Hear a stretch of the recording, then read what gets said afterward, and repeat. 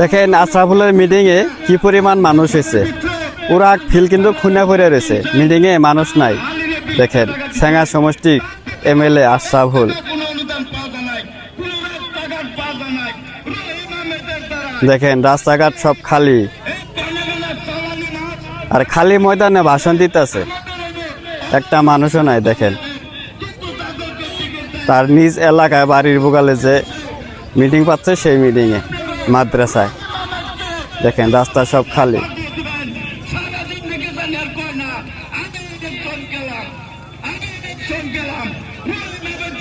এরকম যদি মিটিংয়ে মানুষ হয় তাহলে সম্ভাবনা বেশি আছে জিতার।